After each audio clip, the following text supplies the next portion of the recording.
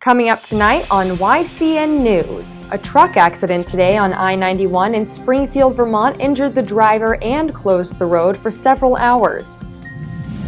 New Hampshire Governor Maggie Hassan visited the Upper Valley today to promote her plan for the state's Live Free and Start initiative.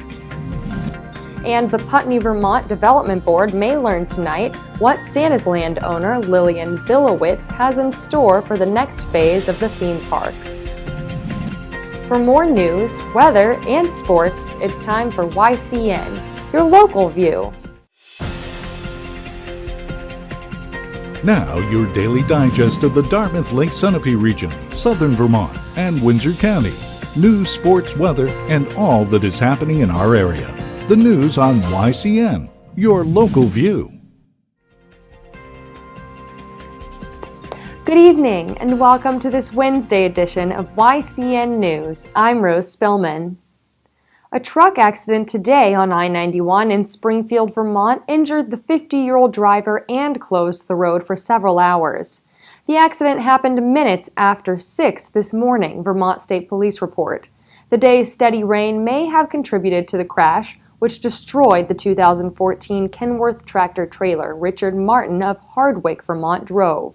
Police recounted details of the crash, noting the tractor-trailer carried 2 separate cargo trailers filled with packages from Federal Express. Suddenly, the tractor-trailer swerved off the right side of the highway, swiping a tail ledge along I-91 North in Springfield. The trailer went up the ledge and slid back down. The vehicle's cab sustained major damage when it struck the ground. The second trailer rolled over on its side. Springfield firefighters extricated Martin and took him to Springfield Hospital. Martin was wearing a seatbelt, say police. He suffered a hip injury. One lane of traffic was closed. Fuel cleanup of fuel spilled from the tractor-trailer crash continued throughout the day. Another Claremont employee is headed to work for the City of Lebanon. In this case, it's for the Lebanon School District. SAU 6 Business Administrator Tim Ball will become SAU 88's new business manager. Ball tells YCN News he will miss working with the staff of SAU 6, and he's appreciative of the time he spent in Claremont. Ball starts his new job on Monday using the same skills but in a different district. SAU 88 oversees all of Lebanon's public schools, unlike SAU 6, which includes Claremont, Unity, and Cornish Public Schools. He says he's excited to start his new responsibilities. And speaking of Lebanon, New Hampshire, Governor Maggie Hassan was in this Upper Valley city today to visit the Dartmouth Regional Technology Center. Hassan came to promote her plan for the state's Live Free and Start initiative. This initiative aims to foster entrepreneurial business growth and encourage startup companies to choose New Hampshire to launch their plans. The Dartmouth Regional Technology Center, or DRTC, is one of the earliest business startups or incubators in the Lebanon and Hanover area.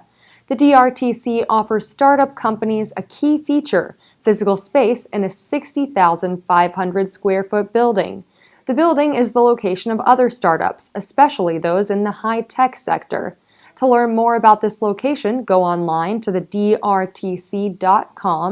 The state's Live, Free, and Start program began in June. It's a joint effort between the Governor's Office, the New Hampshire Business Finance Authority, and the Department of Resources and Economic Development, or DRED. Further south, business development in downtown Newport continues. Let's go to Newport's town manager, Paul Brown, for an update. Paul Brown, town manager, town of Newport. Questions been asked about the activity out at the ash landfill and any development out there. Nothing is really, no formal plans have come forward. We have worked with the company and had discussions of what might happen out there. They were looking at some preliminary designs and getting cost estimates to develop. We continue to work with them to find out what may be happening hopefully in the near future. Other economic development in the town right now, we're very busy on Main Street. Dunkin Donuts has started work on renovating the Arlington Sample Building, which has been a huge project. A lot of demolition down there in the last 3 weeks or a month. You can see that when you drive Main Street, you'll see they've gutted the building pretty well, and they'll start rebuilding there. And then as of yesterday, they started working on Advance Auto, which is going in the lot adjacent to Dollar General. So that should be up in probably 4 to 6 months, hopefully a grand opening before Christmas. And those are the two big things right there. And continue to work with companies and make sure that people have what they need to operate, and facilities and employees and things like that. So that's much of what we're doing. Thanks, Paul. I'm sure those Dunkin Donuts fans will be happy to see the completion of the new 2-story building the store will be moving into.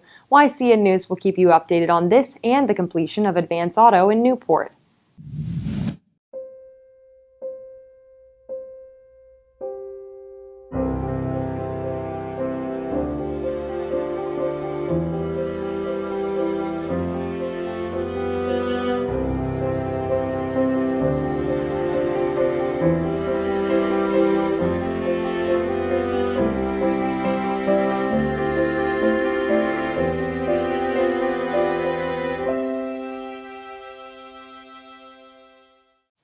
Welcome back to YCN News. I'm Rose Spillman. Turning to court news, a probable cause hearing was scheduled to be held today in Keene for a 53-year-old Claremont police dispatcher charged with 2 felony counts of aggravated sexual assault, including 1 count of incest. James Boisclair of 13 Pine Grove Street, Claremont, has been held on $100,000 bail in the Sullivan County House of Corrections since his arrest last week. He is on administrative leave from the police department pending the charges. YCN News will update you on this case as it proceeds. The Putney, Vermont Development Board may learn tonight what Santa's Land owner Lillian Billowitz has in store for the next phase of the theme park. Billowitz may include a campground with at least a dozen tent sites and a fenced area in the park, the Brattleboro Reformer reported earlier. Today, the latest news is that Billowitz filed for a business-related bankruptcy. About a year ago, Billowitz announced the theme park would be restored to its original luster, updated, and brought back to life. Since then, however, problems have dogged that plan, including reports of animal cruelty at the park. Taylor Joan offers a wide variety of alterations in tailoring for men and women. Their work is done by highly skilled seamstresses. Taylor Joan provides quality workmanship and fast turnaround times. No waiting weeks to get your clothes back. Taylor Joan also provides silk screening and embroidery with no minimum order in a wide variety of custom products for your business, organization, or personal needs. Taylor Joan, just a phone call away or next to Hubert's on County Road in New London. Welcome back to YCN News. I'm Rose Spillman. Now, Matt McDonald will have a look at our weather for the next few days and then move on to sports.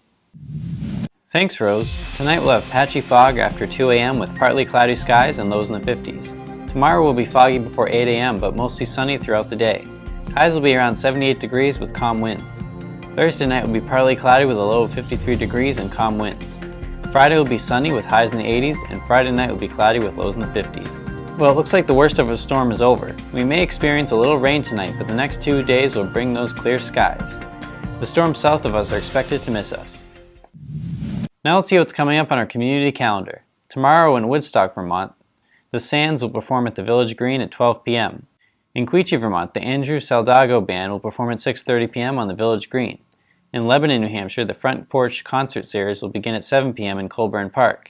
In the Lebanon Opera House will hold a performance of Juliet and her Romeo at 7 p.m. Remember, you can submit local events from your community by sending them to news@ycnnow.com. Let's look at some upcoming New Hampshire Fisher Cats games. There's a 4-game series coming up against Portland. This Thursday through Sunday, the Fisher Cats will host Portland at their home field in Manchester, New Hampshire. This is the perfect opportunity to check out some games. The games will begin at 7:05 p.m., except for Sunday. That game will begin at 1:35 p.m. Cheer on your state baseball team.